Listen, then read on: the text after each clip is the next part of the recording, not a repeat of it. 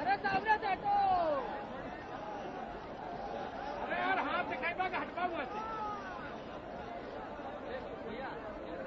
हम लोगों के बीच रोहनिया विधानसभा की विधायक और अपना दल की राष्ट्रीय महासचिव मिर्जापुर संसदीय क्षेत्र से होने वाली सांसद श्रीमती अनुप्रिया पटेल जी आ गई है।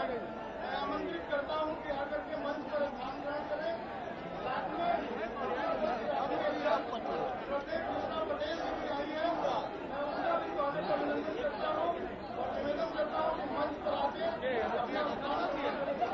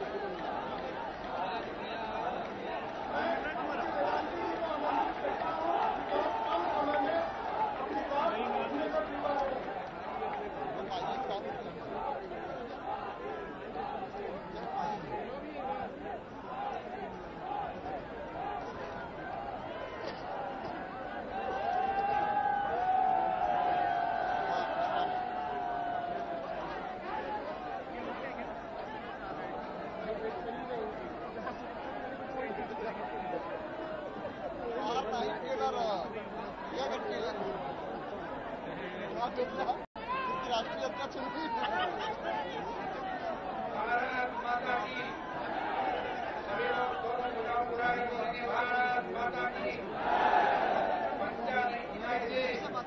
निकालिए बजरंग दल की गदा माता की गौ माता की माता की जन्मभूमि की काशी विश्वनाथ भगवान की हर हर विराजमान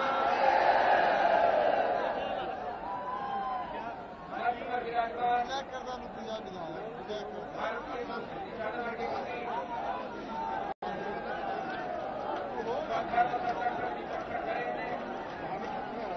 भारत के साथी प्रधानमंत्री माननीय नरेंद्र मोदी जी मंच पर विराजमान अन्य सभी भाजपा के पदाधिकारीगण अपना दल के राष्ट्रीय अध्यक्ष अनुप्रिया पटेल जी यहाँ पर महानुभावों आज वाराणसी के मैदान में आप सबके जनप्रिय लोकप्रिय भावी प्रधानमंत्री माननीय नरेंद्र मोदी जी यहाँ विराजमान हैं। मैं काशी की जनता की ओर से भगवान विश्वनाथ की नगरी में माननीय नरेंद्र मोदी का हार्दिक स्वागत और अभिनंदन करता हूँ और निवेदन करता हूँ आगे आने वाले 12 मई को कमल के फूल वाली बटन दबाकर भारत के प्रधानमंत्री का चयन वाराणसी की जनता करें। बहुत बहुत धन्यवाद। जय श्री राम।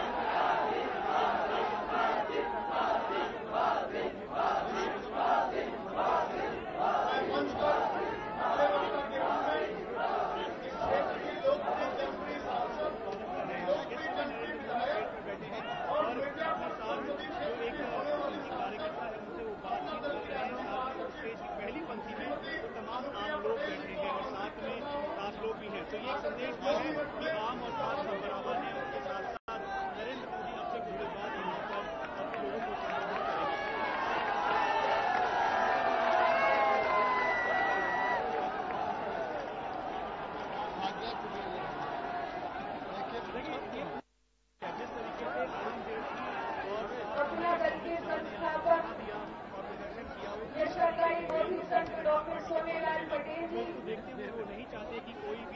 पंडित दीनदयाल उपाध्याय कुछ हो तो इसी को एवं डॉक्टर श्यामा प्रसाद मुखर्जी जी के चरणों में अरुण जेटली ने इस मंच के माध्यम से अपने श्रद्धा के सुमन अर्पित करते हुए ये है कि ये वाराणसी से करीबन 15 किलोमीटर आज दूर आउटर स्कर्ट बोलेंगे पे ये जगह है मौके पर मंच पर उपस्थित भारतीय जनता पार्टी के प्रधानमंत्री पद के उम्मीदवार माननीय नरेंद्र मोदी जी,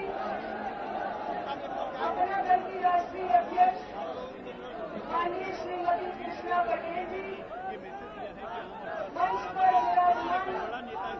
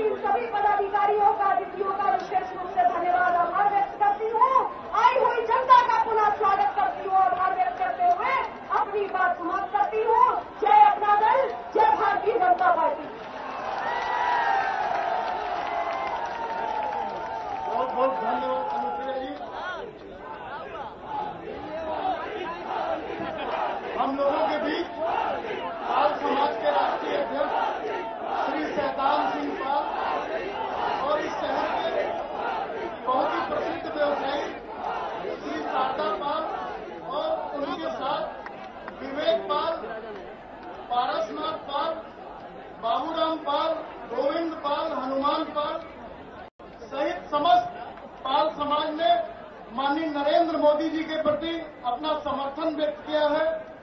मैं पूरे पाल समाज को श्री शैतान सिंह पाल जी के नेतृत्व में बहुत बहुत आभार प्रकट करता हूं, धन्यवाद देता हूं कि आप लोगों ने माननीय नरेंद्र मोदी जी के पक्ष में समर्थन दिया है। साथियों, माननीय नरेंद्र मोदी जी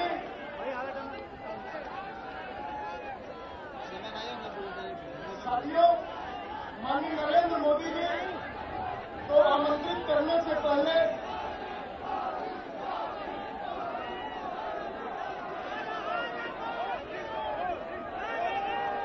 माननीय नरेंद्र मोदी जी हम सभी को संबोधित करें, इसके पहले 4 मिनट के लिए वीडियो फिल्म बना हुआ है जो कि एलईडी स्क्रीन पर 4 मिनट में प्रस्तुत हो जाएगा। उसके बाद हम सभी को माननीय मोदी जी का मार्गदर्शन प्राप्त होगा।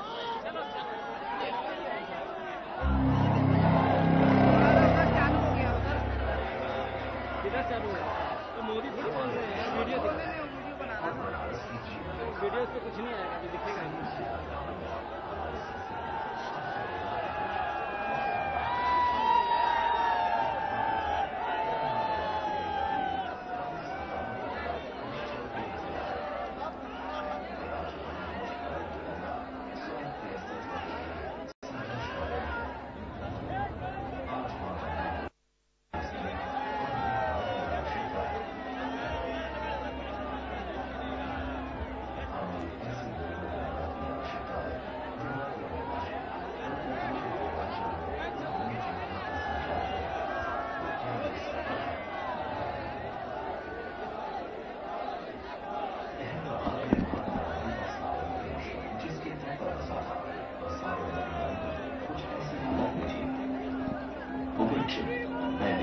सूखी और बेजान,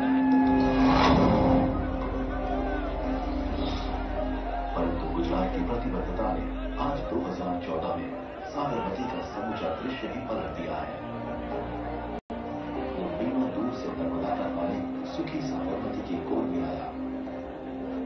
जल के साथ गुजरात को मिला जीवन और साबरमती के तटों पर विकसित हुआ देश का पहला 22 किलोमीटर लंबा रिवर फ्रंट, जिसके कारण आज नदी में बह रहा है निर्मल जल और अहमदाबाद शहर सांस ले रहा है निर्मल पर्यावरण में। एक समय दूषित औद्योगिक जल से मलिन साबरमती को आज प्रदूषण से बचा रहे हैं उसकी दोनों ओर लगे हुए सुएज पाइपलाइंस।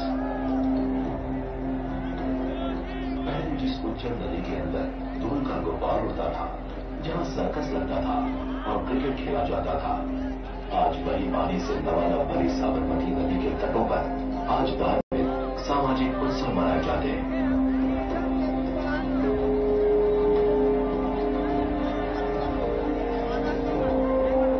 साबरमती के जल में वाटर स्पोर्ट्स खेले जाते हैं। पहले कूड़े कचरों का ढेर बने साबरमती के किनारों पर आज 1 लाख वर्ग मीटर के विशाल विस्तार में अंतर्राष्ट्रीय कक्षा के गार्डन्स और ग्रीन लैंडस्केप्स बनाए गए हैं। केवल शहरी सुंदरता को बढ़ावा देना ही इस प्रोजेक्ट का मकसद नहीं था। ये प्रोजेक्ट शहर के हजारों लोगों के जीवन में परिवर्तन लाने के एक उम्दा उद्देश्य के साथ रचा गया था। नदी के दोनों तरफ बसी हुई हजारों झोपड़ियां जो हर वर्ष बारिश में जलमग्न हो जाती थी, उसमें बसे सभी परिवारों को भी पक्के मकानों में बसाया गया, और वो भी सभी आधुनिक सुख सुविधाओं और एक बेहतर जीवन के साथ। पहले नदी के किनारे रोजी रोटी कमाते असंख्य असंगठित व्यवसायियों के लिए भी बनाया गया एक संगठित गुजरी बाजार, रिवर फ्रंट मार्केट।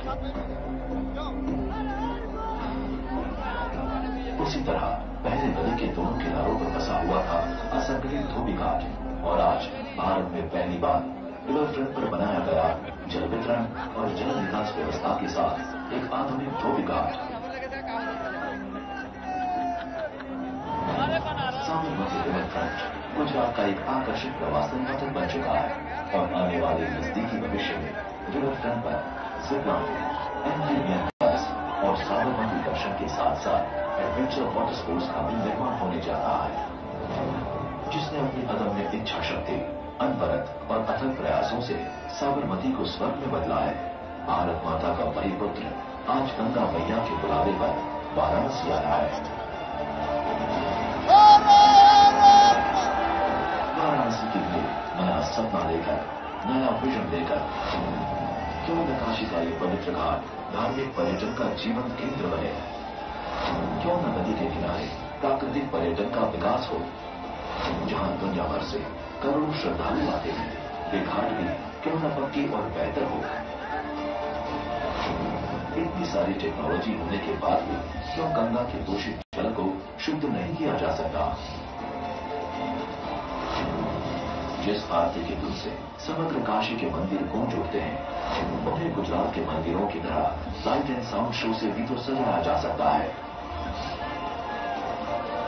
अगर मजबूत मनोबल और विजन के साथ देखा जाए तो काशी में संभावनाओं की कमी नहीं है।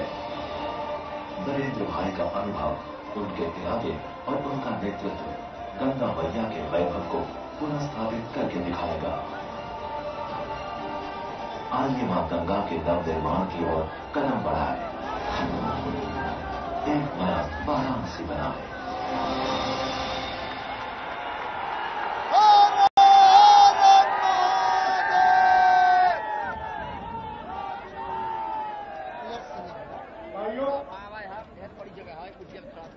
माननीय नरेंद्र मोदी जी के बारे में आप सभी लोग जानते हैं कि माननीय मोदी जी जब भी सोचते हैं, मैं माननीय मोदी जी को सादर आमंत्रित करता हूं कि हम सभी को संबोधित।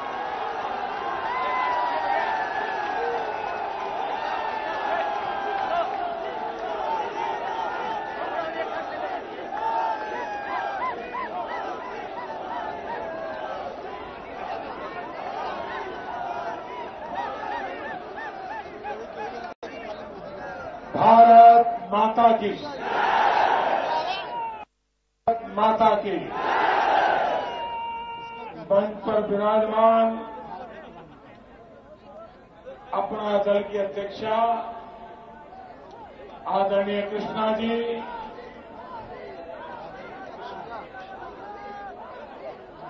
और यहां की विधायिका बहन अनुप्रिया जी, मंच पर विराजमान स्वर्गस्थ श्री कृष्णा राय जी की धर्मपत्नी आदरणीय अलका राय जी, श्रीमान शिव प्रताप शुक्ला जी, श्री आजाद सिंह गौतम जी, श्री लक्ष्मण आचार्य जी, श्री कौशेंद्र सिंह जी, और आज मुझे विशेष रूप से आशीर्वाद देने के लिए पधारे हुए आजाद हिंद फौज के सिपाही सुभाष चंद्र बोस के साथीदार कर्नल निजामुद्दीन जी,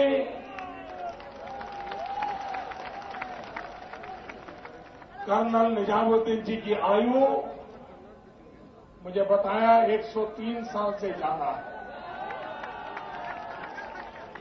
और वे 50 किलोमीटर दूरी से कष्ट उठा करके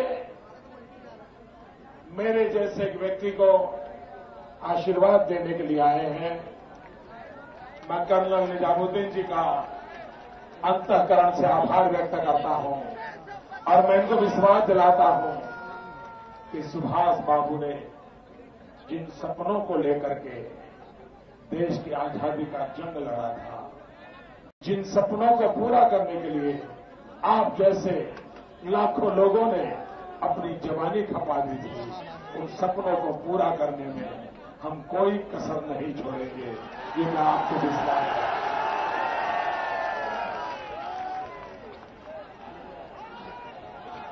भाइयों बहनों,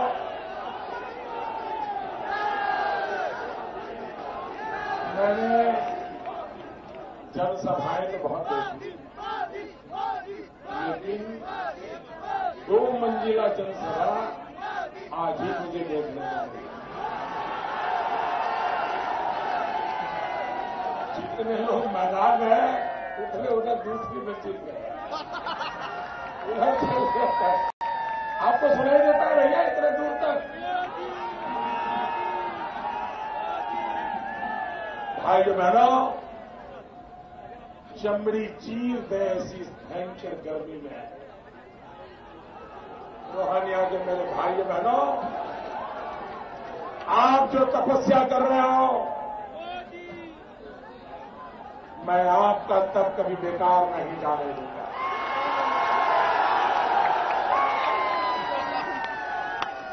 आप मुझ पे जो प्रेम वर्षा कर रहे हो भाइयों बहनों, मैं इसे समाया करके विकास करके आपके चरणों में लाना।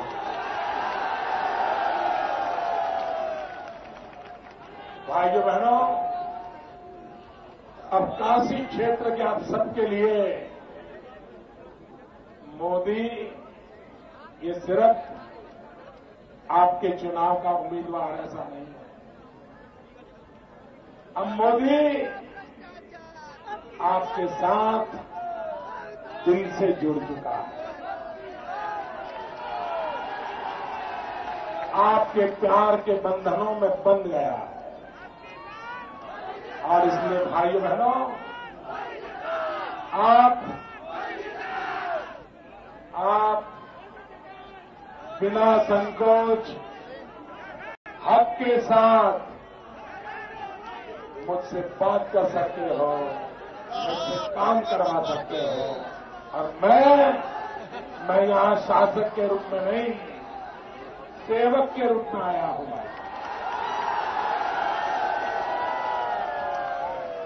और अभी आपने एक फिल्म देखी, साबरमती को हमने कैसे बदल दिया है। हमने आपको दिखाया गंगा भी बदल सकते हैं। 125 करोड़ देशवासियों की हजारों साल की पुरानी आस्था का केंद्र गंगा है। ये गंगा कैसे मैली हो सकती है?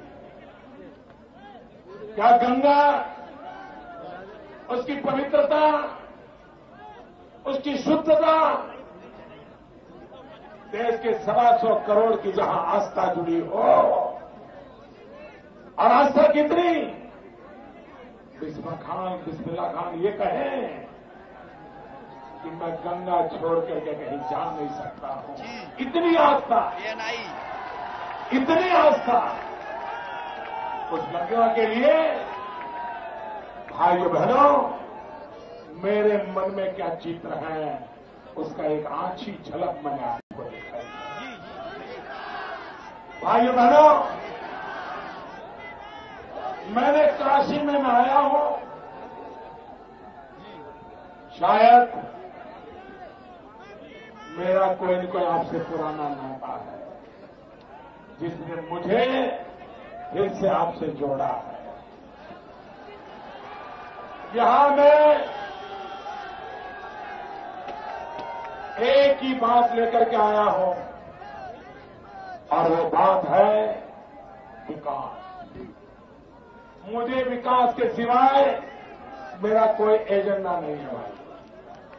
और मुझे विकास क्यों करना है, मुझे विकास क्यों करना है, इसका कारण है भाइयों बहनों, आप भारत माता का चित्र देखिए, हिंदुस्तान का नक्शा देखिए, आप देखेंगे कि एक तरफ भारत मां का पश्चिमी छोर है, दूसरी तरफ भारत मां का पूर्वी छोर है। पश्चिमी इलाके में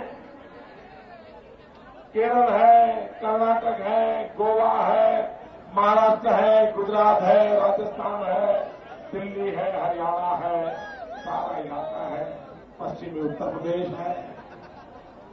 लेकिन पूर्व की तरफ देखिए, ये मेरा उत्तर प्रदेश का पूर्वांचल है, उड़ीसा है, बिहार है, बंगाल है, आसाम है, नॉर्थ ईस्ट है। और जरा देखिए, ये अपनी भारत मां की तरफ देखिए, पश्चिम की तरफ तो कोई न कोई आर्थिक गतिविधि दिखाई दे रही है, कुछ न कुछ तो विकास नजर आ रहा है। मेरे भारत मां की एक भुजा तो मजबूत दिखती है, लेकिन मेरे भारत मां की ये पूर्व की भुजा दुर्बल है। मेरा पूर्वांचल दुर्बल है, मेरा काशी क्षेत्र दुर्बल है, मेरा बिहार दुर्बल है, मेरा पश्चिम बंगाल दुर्बल है, मेरा आसाम दुर्बल है, मेरा नॉर्थ ईस्ट दुर्बल है, मेरा उड़ीसा दुर्बल है। आप मुझे बताइए, क्या भारत मां की एक भुजा अगर दुर्बल होगी तो कभी भारत माता मजबूत होगी क्या? भारत माता महान बनेगी क्या? और इसलिए भाइयों बहनों, मेरे मन में एक सपना है, जैसे पश्चिमी हिंदुस्तान में कुछ न कुछ चल रहा है, उससे ज्यादा ये हमारे पूर्वी हिंदुस्तान में चल रहा है। यहां विकास होना चाहिए। भाइयों बहनों, अगर बेंगलोर, गोवा, मुंबई, अहमदाबाद, जयपुर, जोधपुर, गुड़गांव, ये सारे इलाके वहां की गतिविधि का केंद्र बन सकते हैं, तो मेरा काशी, मेरा रांची, मेरा पटना, मेरा कलकत्ता, मेरा भुवनेश्वर, ये सारा इलाका हिंदुस्तान की अर्थनीति को चलाने वाला ताकतवर क्यों नहीं बन सकता है? और इसलिए भाई,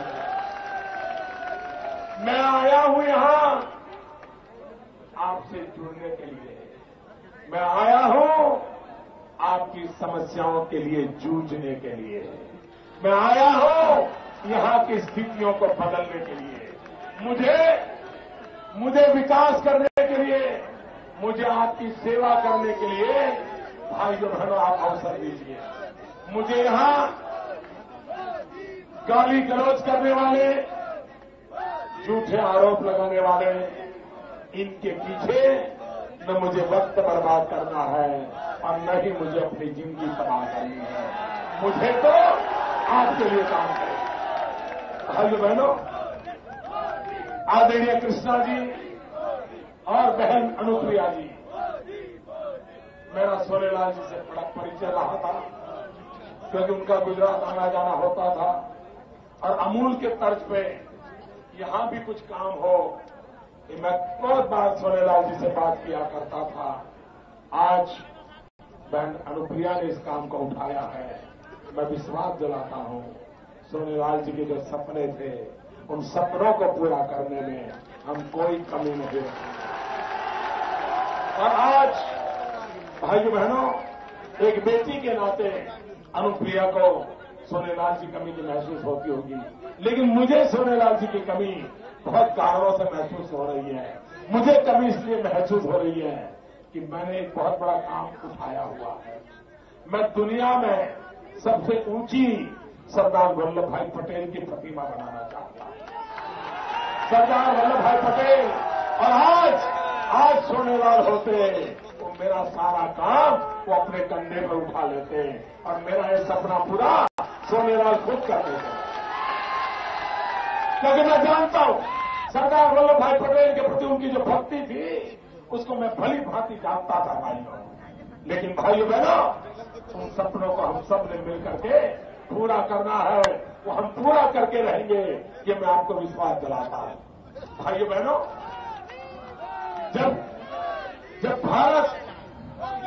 भारत दुनिया में विश्व गुरु के नाम से पहचाना जाता था, भारत को दुनिया विश्व गुरु के रूप में देखती थी, उस समय बनारस को हिंदुस्तान राष्ट्र गुरु के रूप में देखता था।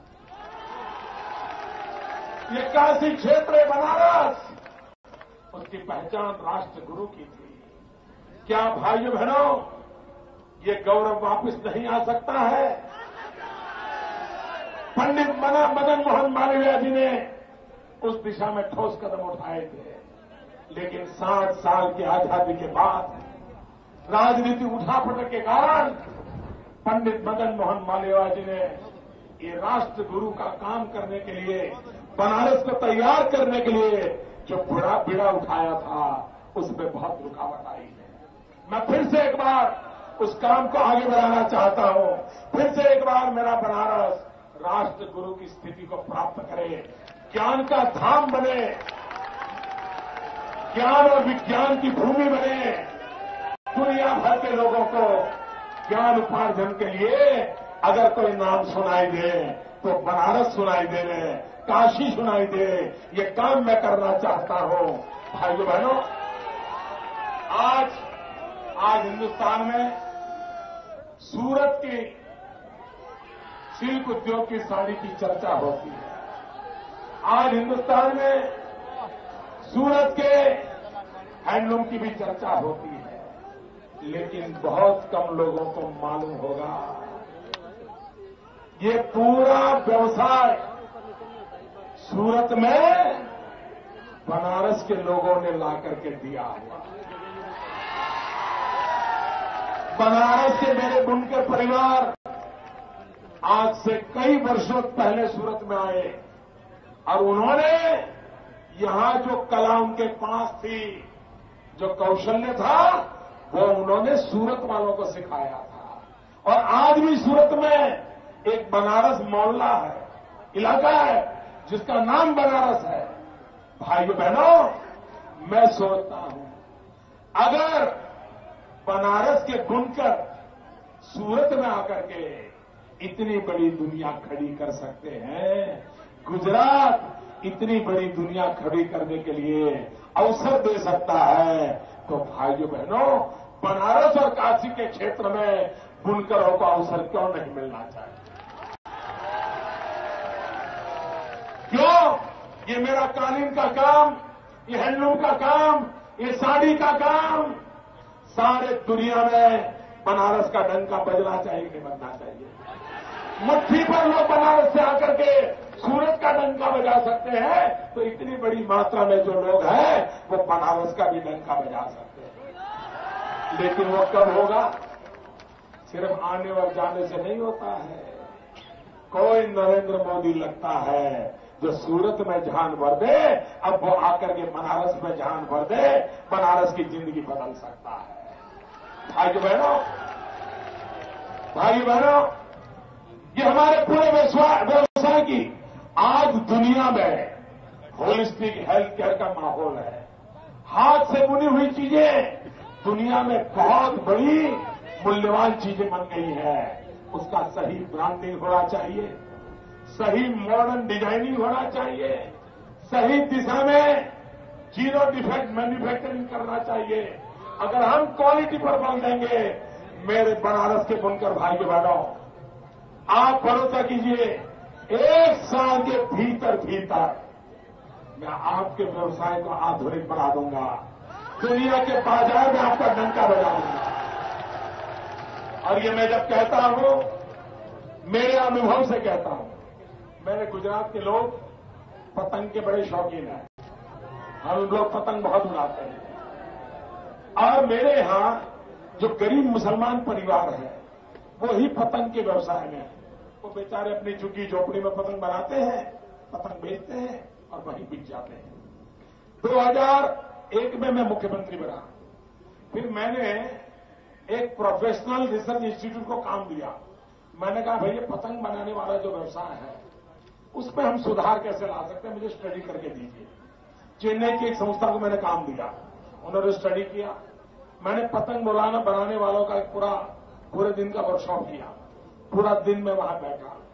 पतंग बनाना जैसी छोटी चीज, इसके लिए मोदी पूरे दिन भर उन कारीगरों के साथ बैठ करके बारीकी से चर्चा की, चिंता की, रॉ मटेरियल कैसे बने, नई डिजाइनिंग कैसे हो, पतंग के पर एडवर्टाइजमेंट कैसे हो, पतंग के लिए जो बांस की लकड़ी लगती है, वो बांस की लकड़ी आसाम से लाते थे, महंगी पड़ती थी, वो गुजरात में कैसे मिले।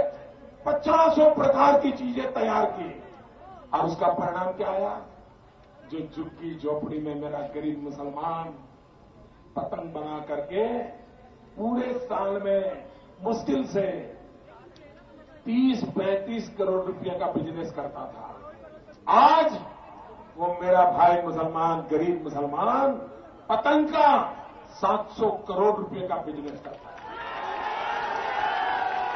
भाइयों बहनों, अगर एक पतंग के माध्यम से गरीब की जिंदगी बदली जा सकती है, तो यहां की कालीन, यहां की साड़ी, बनारस का बुनकर, बनारस की हस्तकला, ये तो सदियों से जानी मानी है। सिर्फ उसको उंगली पकड़ के चलाने वाला चाहिए।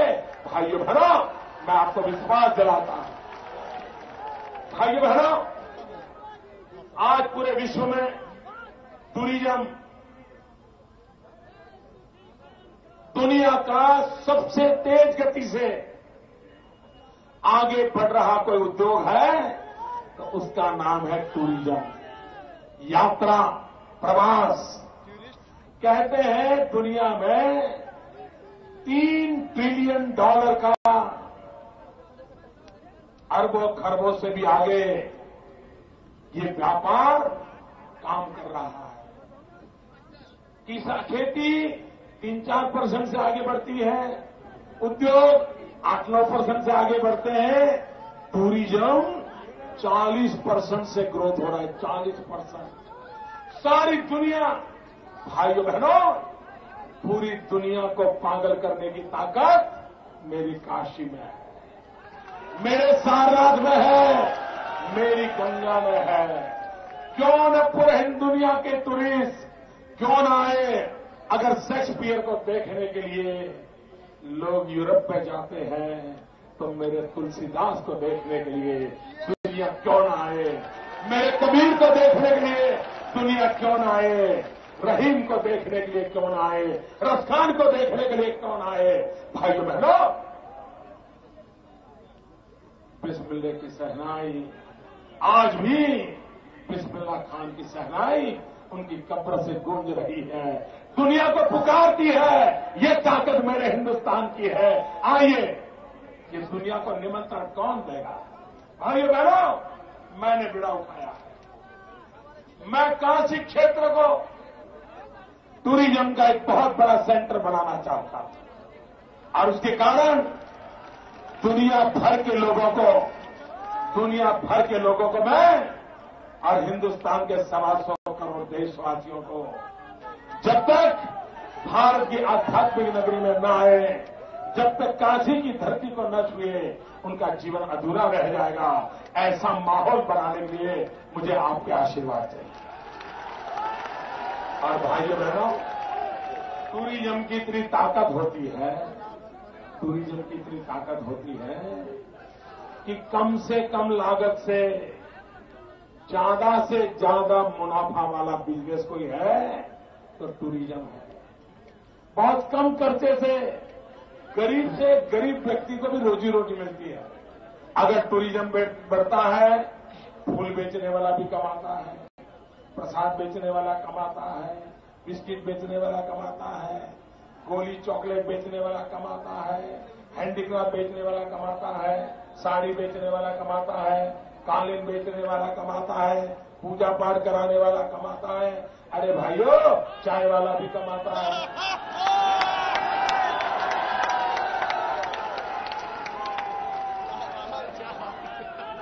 गरीब से गरीब ऑटो वाला कमाएगा, रिक्शा वाला कमाएगा, टैक्सी वाला कमाएगा, सब कमाते हैं और अच्छी खासी कमाई होती है। और इसलिए सारे दुनिया में से टूरिस्टों को लाया जा सकता है। भाइयों बहनों, हमारे गुजरात के अंदर रेगिस्तान है। अगर कभी रेगिस्तान में जाने का नाम देते थे ना, अफसर लोग भी कांपते थे, अफसर लोग भी जाना नाम नहीं देते थे। एक सफेद रेगिस्तान है वहां, सफेद। भाइयों बहनों, हमने 5 साल में अमिताभ बच्चन को बुला करके ऐसा मार्केटिंग किया। आज उस रेगिस्तान को देखने के लिए, बालू देखने के लिए लोग डॉलर खर्च करके आते हैं। करोड़ों रुपयों का माल बिकता है, हैंडीक्राफ्ट बिकता है। अगर बालू से पैसे कमाए जाते हैं तो भाइयों बहनों, ये तो मेरी पवित्र धरती है, हजारों साल की विरासत है। क्या कुछ नहीं है काशी के पास, दुनिया आंखी को झुका सकते हैं। ये दम मेरे में है, ये दम मेरे में है भाइयों। अब मेरे में है इसलिए क्योंकि आप मेरे साथ खड़े हैं, आप मेरे साथ खड़े हैं। भाई बहनों, मेरा किसान लाल बहादुर शास्त्री कहते थे, जय जवान जय किसान। आप मुझे बताइए, क्या आज जय जवान जय किसान कहीं सुनाई देता है? जिस देश में सेना के जवान पाकिस्तान आकर के उनके सर काट के ले जा रहा है और उन जवानों की विधवाएं सर वापिस लेने के लिए उपवास पर बैठे हैं और दिल्ली में बैठी हुई सरकार पाकिस्तान के प्रधानमंत्री को चिकन बिरयानी का भोजन कराए। कहां गया लाल बहादुर शास्त्री का जय जवान जय किसान? कहां गया? कहां गया वो जय जवान? अरे करगिल के शहीद, उनकी विधवाओं के लिए मुंबई में मकान बन रहे। ये सारे नेताओं ने बांट लिया। किसी नेता ने अपनी सास को दे दिया, किसी नेता ने अपनी साली को दे दिया। करगिल की विधवाओं का लूट लिया भाइयों। क्या ये जय जवान है? क्या ये जय जवान है?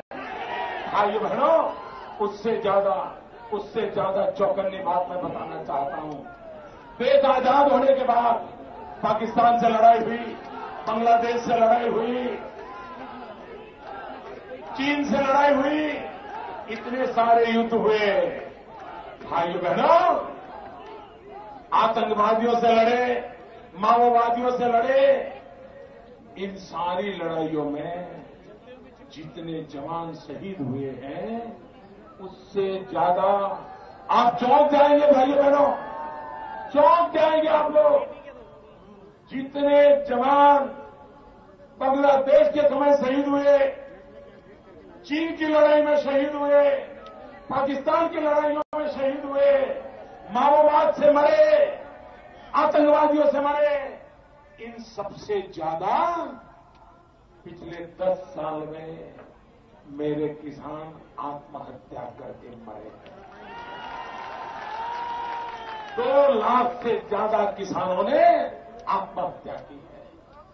जिस धरती पर लाल बहादुर शास्त्री जय जवान जय किसान का नारा देकर के देश के किसानों को खड़ा कर दिया था, जवानों को खड़ा कर दिया था। भाइयों बहनों, आज मां बेटे की सरकार का तो एक ही नारा है, मर जवान मर किसान।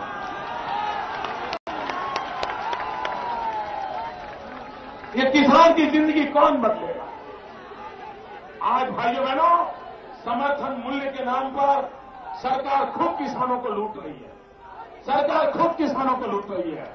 भारतीय जनता पार्टी ने अपने घोषणा पत्र में कहा है कि अब बाबुओं की मर्जी पर समर्थन मूल्य तय नहीं होगा, बाबुओं की इच्छा पर समर्थन मूल्य तय नहीं होगा।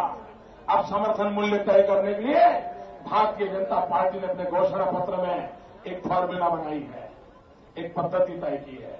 हमने कहा है कि अब किसान को अपनी खेती में जो लागत आती है, बीज का खर्चा, बिजली का खर्चा, पानी का खर्चा, खाद का खर्चा, दवाइयों का खर्चा, मजदूरी का खर्चा, ये सारे खर्चों को जोड़ दिया जाएगा। उसके ऊपर 50% मुनाफा जोड़ा जाएगा और जो रकम बनेगी वो समर्थन मूल्य माना जाएगा, वो मिनिमम सपोर्ट प्राइस होगी। मुझे बताइए, फिर किसान को मरना पड़ेगा, आत्महत्या करनी पड़ेगी? भाइयों बहनों, नौजवानों को रोजगार, ये मां बेटे की सरकार ने 2009 में कहा था कि उनकी सरकार बनेगी तो 10 करोड़ नौजवानों को रोजगार मिलेगा। मैं आपसे पूछता हूं, आपको रोजगार मिला है? आपको रोजगार मिला है? आपके परिवार में किसी को मिला है? आपके गांव में मिला है? बिरादरी में मिला है? आप मुझे बताइए, इन्होंने आपसे धोखा किया कि नहीं किया? धोखा किया कि नहीं किया? वादा तोड़ा कि नहीं तोड़ा? जिन्होंने वादा तोड़ा उनका नाता तोड़ोगे कि नहीं तोड़ोगे? भाई बहनों, 21वीं सदी में अगर हमारे नौजवानों को हम रोजगार नहीं दे पाएंगे, 30 साल से छोटी उम्र के 70 करोड़ लोग इस देश में हैं। कोई भी सरकार हो, उसकी प्राथमिकता होनी चाहिए नौजवानों को रोजगार का अवसर देना है। एक बार नौजवानों को रोजगार का अवसर देना शुरू करेंगे, देश में विकास की लहर आना लग जाएगी, चारों तरफ विकास लहराने लगेगा। और इसलिए भाइयों बहनों, विकास की यात्रा को लेकर के मैं आया हूं। विकास के सिवाय मेरा कोई एजेंडा नहीं है। मुझे ये मन, ये बुद्धि, ये शरीर, ये अनुभव, ये क्षमता, ये सब कुछ आपको समर्पित है भाइयों। काशी वालों को समर्पित है, पूरे काशी लोकसभा क्षेत्र के लोगों को मैं समर्पित करता हूं। भाइयों बहनों, आज मैं बहुत पहले से, आज की तारीख मेरी बनारस के लिए तय हुई थी, लेकिन चुनाव के अंदर जो लोग पराजित हो चुके हैं, जो मैदान खो चुके हैं, वो अब मोदी को सह नहीं पा रहे हैं। मोदी की सूरत भी उनको परेशान कर रही है और मोदी की वाणी से तो बड़े बौखला गए हैं। ये कैसे लोग हैं? मैं सामान्य तौर से भाइयों बहनों अपने विषय में पहले कभी नहीं बोलता, और बहुत लोगों की ये शिकायत थी कि मोदी के विषय में हम कुछ नहीं जानते। सारे पत्रकार मेरे से यही कहते थे, मोदी जी आपके बारे में कुछ पता ही नहीं। और ये सही है, मैं एक समर्पित कार्यकर्ता के नाते काम करता हूं, लेकिन इन्होंने ज्यादा गाली गलौज की तो एक दिन मैंने दिल्ली में बता दिया। मैंने कहा भाई आपको पता है मोदी कौन है? मैंने कहा रेल के डिब्बे में चाय बेचते बेचते मैं तो क्या हुआ, कांग्रेस पार्टी ने बारी बारी से देश में से 50 पत्रकारों को मेरे गांव भेजा। हर जगह पे पूछ रहे थे, क्या सचमुच में मोदी चाय बेचता था? क्या सचमुच में मोदी चाय बेचता था? क्या सचमुच में मोदी इतना गरीब था? मैं हैरान हूं भैया। यानी सत्य स्वीकारने की तैयारी। मैं किस जाति बिरादरी में पैदा हुआ हूं इसके आधार पर राजनीति नहीं की, कभी नहीं की, क्योंकि मैं एक भारत श्रेष्ठ भारत का सपना लेकर के चलता था। मैं सबका साथ सबका विकास ये मंत्र को लेकर के चल रहा हूं। लेकिन जो लोग चाय के पीछे पड़ गए थे, वो पिछले 15 दिन से इस बात के पीछे पड़ गए हैं कि सचमुच में मोदी है किस जात का। मेरे भारतवासियों, आप विश्वास कीजिए, मोदी मरना पसंद करता है, मोदी झूठ बोलना पसंद करता है। मुझे जातिवाद की राजनीति नहीं करनी है, इसलिए मैं चुप रहता हूं, लेकिन कम से कम मुझ पर झूठे आरोप मत लगाइए, झूठे आरोप मत लगाइए, मेरी जाति बिरादरी पर झूठे आरोप मत लगाइए। ये शोभा नहीं देता है नेताओं को। जब मैं कहता हूं सबका साथ सबका विकास, आप भी कहो ना। मैं कहता हूं एक भारत श्रेष्ठ भारत, आप भी कहो ना। क्यों देश को बांट रहे हो? क्यों देश को तोड़ रहे हो? भाइयों बहनों, आज काशी क्षेत्र में वैसे तो मुझे और सभाएं करनी थी, लेकिन जो लोग बड़े परेशान हैं मोदी से, उन्होंने ऐसा चक्कर चलाया, ऐसा मैच फिक्सिंग किया कि इलेक्शन कमीशन ने मोदी को काशी में सभा करने से रोक लिया। और कारण जो दिया है वो गले उतरने वाला नहीं। उन्होंने कहा कि मोदी की सिक्योरिटी के कारण हम मोदी को सभा करने की अनुमति नहीं देते। भैया यहां से काशी कितने किलोमीटर दूर है? 12 किलोमीटर। अगर मोदी की सिक्योरिटी का खतरा यहां नहीं है तो 12 किलोमीटर दूर खतरा है। ये क्या लोगों को मूर्ख बना रहे हो भाई? भाइयों बहनों, मैं 7 महीने से भारत भर में भ्रमण कर रहा हूं। मैं माओवादियों के किले में जाकर के भाषण करके आया हूं। मैं आतंकवादियों के बीच जाकर के ललकार के आया हूं। मैं जम्मू कश्मीर की धरती पर जाकर के आया हूं। बम धमाके की भूमि पर जाकर के आया हूं। और इसके बाद भी जिंदा हूं आपके साथ। क्या अकेले बनारस में ही सिक्योरिटी का प्रॉब्लम आ गया क्या? और क्या ये बाप बेटे की सरकार एक इंसान को सिक्योरिटी नहीं दे सकती क्या? एक इंसान को सिक्योरिटी नहीं दे सकती? ये दिल्ली में बैठी हुई मां बेटे की सरकार क्या एक इंसान को सिक्योरिटी नहीं दे सकते हैं? और दूसरा, अरे मैं तो मरने के लिए तैयार हूं, आप क्यों परेशान हो? अरे भारत मां के काम आएंगे तो उससे बड़ा जिंदगी का क्या सौभाग्य होता है? क्यों रोका जा रहा है मुझे समझ नहीं आ रहा। अब दूसरी बात, 10 दिन पहले भारत के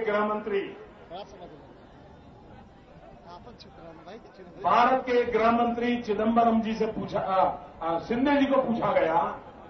शिंदे जी ने कहा, ये भारत के गृह मंत्री का टीवी वालों के पास जवाब रिकॉर्डेड पड़ा हुआ है और वो दिखाया गया। उन्होंने कहा, आज मोदी की सिक्योरिटी पर कोई थ्रेट नहीं है, मोदी सुरक्षित है, हमने सारे प्रबंध किए हैं। गृह मंत्री ये कहते हैं। अभी 4 दिन पहले उनके एक बड़े वरिष्ठ बुद्धिमान नेता है श्रीमान चिदम्बरम जी, उन्होंने कहा कि मोदी 400 से ज्यादा रैली करके आए हैं, कुछ नहीं हुआ है, उनके लिए सिक्योरिटी का पूरा प्रबंध है, उनको कुछ होने वाला नहीं है।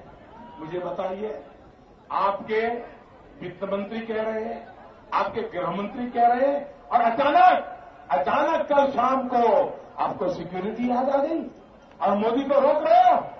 भाइयों बहनों, इन्होंने मेरे लोकतांत्रिक अधिकारों पर कुठाराघात किया है। भाइयों बहनों, आप मुझे बताइए, ये मेरे साथ अन्याय है कि नहीं है? ये काशी के नागरिकों के साथ अन्याय है कि नहीं है? ये पक्षपात है कि नहीं है? क्या चुनाव निष्पक्ष होना चाहिए कि नहीं होना चाहिए?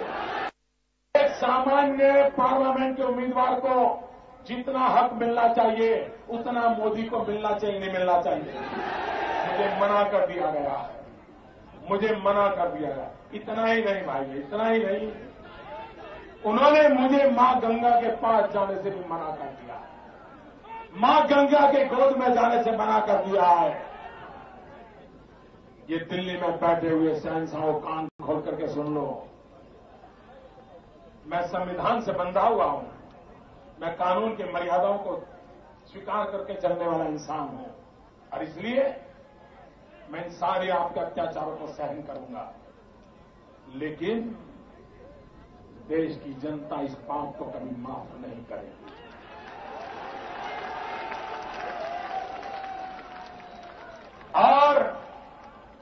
और दिल्ली के शहंशाह समझ रहे हैं, आपने 14 साल से मुझे परेशान किया, सीबीआई तक को आपने मेरे पीछे लगाया।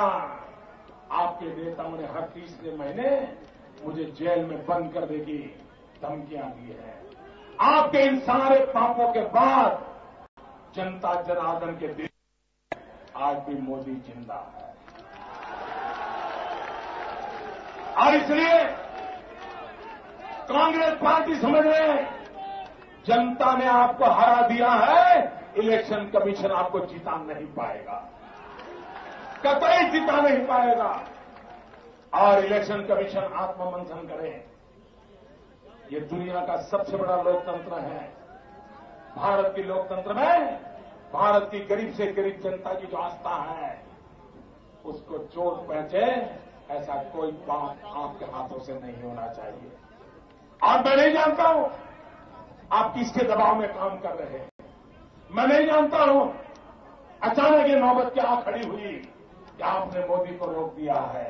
भाई बहनों, क्या मोदी भाषण नहीं करेगा? तो क्या दुनिया डूब जाएगी क्या? अरे मोदी की वाणी से ज्यादा मोदी के मौन में भी ताकत है। मेरा मौन का संदेश सब तक पहुंच जाएगा। और मां गंगा, आज नहीं तो कल से ही मैं फिर आऊंगा।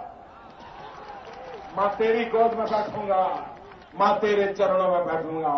मां गंगा, तेरे आशीर्वाद लेकर के मैं यहां की जनता की सेवा करने का कोई मौका नहीं छोड़ूंगा। मां, मैं कोई मौका नहीं छोड़ूंगा। भाइयों बहनों, आप बताइए, दिल्ली में कैसी सरकार चाहिए? दिल्ली में कैसी सरकार चाहिए? मोदी सरकार। दिल्ली में कैसी सरकार चाहिए? अरे मैंने ये नहीं पूछा किसकी सरकार चाहिए, मैं तो पूछ रहा हूं कैसी सरकार चाहिए? अच्छी सरकार। कैसी सरकार चाहिए? क्या दिल्ली में ढीली ढाली सरकार चलेगी? मरी पड़ी सरकार चलेगी? अस्पताल में पड़ी सरकार चलेगी? मां बेटे के ऑक्सीजन पर चलने वाली सरकार चलेगी? रिमोट कंट्रोल से चलने वाली सरकार चलेगी? क्या दिल्ली में मजबूत सरकार चाहिए कि नहीं चाहिए? मजबूत सरकार चाहिए कि नहीं चाहिए? भाइयों बहनों, अरे आपके इलाके में कोई दरोगा, पुलिस वाला ये भी ढीला ढाला हो तो आपको पसंद आता है क्या? आपको दरोगा भी मजबूत चाहिए कि नहीं चाहिए? दरोगा भी दम वाला चाहिए कि नहीं चाहिए? पुलिस वाला दम वाला चाहिए कि नहीं चाहिए? दम वाला पुलिस है तो कभी कि हमको तकलीफ होती है, तो भी तो दम वाला चाहिए कि नहीं चाहिए? अरे भाइयों बहनों, 8 साल का बच्चा स्कूल जाता है ना, और कभी कभी मम्मी को आके कहता है कि मम्मी मैं स्कूल नहीं जाऊंगा। तो मम्मी पूछती है क्यों बेटे, स्कूल क्यों नहीं जाओगे? तो बेटा कहता है मम्मी मेरे टीचर में दम नहीं है। वो तो ऐसे ही बैठे रहते हैं, मेरे टीचर अच्छे नहीं, मैं नहीं। ऐसा होता है नहीं होता है? अगर टीचर भी अच्छा नहीं है, 8 साल का बच्चा स्कूल जाने से मना कर देता है। भाइयों बहनों, 8 साल के बच्चे को भी दम वाला टीचर चाहिए। 125 करोड़ के देश को दम वाली सरकार चाहिए कि नहीं चाहिए? मजबूत सरकार चाहिए कि नहीं चाहिए? भाइयों बहनों, पूरे उत्तर प्रदेश के सारे कमल भेज दीजिए। उत्तर प्रदेश से अनुप्रिया जी को विजयी बना करके भेज दीजिए। मैं आपको विश्वास से कहता हूं, देश को मजबूत सरकार मिलेगी। भाइयों बहनों, सुभाष चंद्र बोस के साथी कैप्टन निजामुद्दीन जी यहां बैठे हैं। सुभाष चंद्र बोस ने कहा था तुम मुझे खून दो, मैं तुम्हें आजादी दूंगा। आज भाइयों बहनों, कैप्टन निजामुद्दीन जी की हाजिरी में मैं कहना चाहता हूं, आप मुझे मजबूत सरकार दो, मैं आपको मजबूत हिंदुस्तान दूंगा। आप मुझे मजबूत सरकार दो, मैं आपको मजबूत हिंदुस्तान दूंगा। ये मैं आपको वादा करता हूं। भारत माता की, भारत माता की, भारत माता की।